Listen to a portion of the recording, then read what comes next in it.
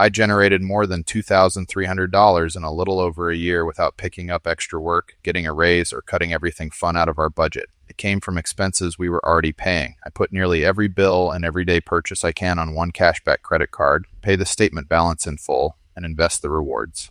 I do not fly often enough to get much value from airline miles or hotel points, so cashback made more sense for me. The card I use gives me 3% back on nearly every purchase, and after a little more than a year, I had generated about 236,000 points. For me, that is worth about $2,360.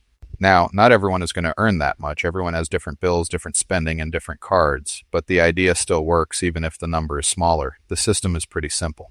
I use the card for normal expenses, I pay it off, and I do not treat the rewards like extra spending money. That last part is what actually turns it into growing my portfolio. A lot of people earn cash back and immediately use it toward another purchase where the money usually disappears without making much of a difference. I wanted to see what would happen if I left it alone. Instead of using the rewards for random purchases, I reinvested them as they came, and we'll talk about potential earnings later in the video. Before going any further, the card has to be paid in full. If you are carrying a balance and paying credit card interest, this is not worth doing. The interest will usually cost much more than the cashback is earning. I am not using the card to borrow money. I am using it as the payment method for expenses we already plan to pay. That includes electricity, water, phone service, insurance, streaming services, groceries, gas, restaurants, regular shopping, and most of the random expenses that come up during the month. There are still some things I cannot put on it, like our mortgage. Some bills also charge an extra fee for using a credit card, so I usually skip those. But anything that accepts the card without making the bill more expensive usually goes on it. The important part is that none of this is an excuse to spend more. Spending $100 just to earn $3 back is still spending $97. The reward only helps when the purchase was already going to happen. There are cards that offer more than 3% back on certain purchases, like groceries or gas, but they often come with spending caps, annual fees, or require you to juggle several different cards. A simple 3% back on almost everything is hard to beat if you do not want to overcomplicate it.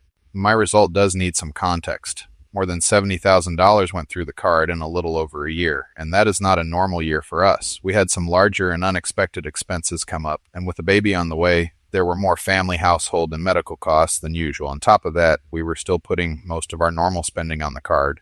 But even if you put $1,500 a month of regular expenses on a card earning 3%, that comes out to about $45 a month, or $540 over a year.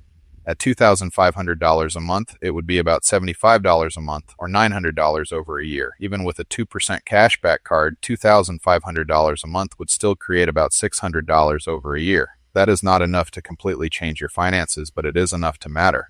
It could cover part of an emergency expense, go toward a vacation, help pay down debt, or be added to an investment account, which is what I do. If you wanted to try this yourself, just start by looking at the bills and purchases you already pay every month and see which ones can go on a credit card without changing the price. Then choose a cashback card that fits the way you actually spend.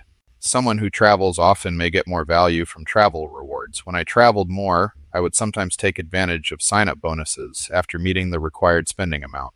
Someone who spends heavily in one category may prefer a card that pays more in that category.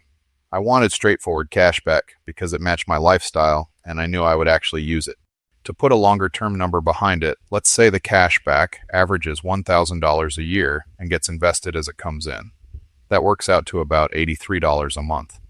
At an average return of 8%, that could grow to roughly $15,000 after 10 years, about $49,000 after 20 years, and more than $124,000 after 30 years. Over those 30 years, only $30,000 would have come from the cashback itself. The other, roughly $94,000, would be investment growth. It shows how a relatively small amount can become meaningful when it is consistently invested instead of used toward another purchase. That is how I look at the rewards. They are not the foundation of my portfolio, but they are another contribution working alongside the money I already invest.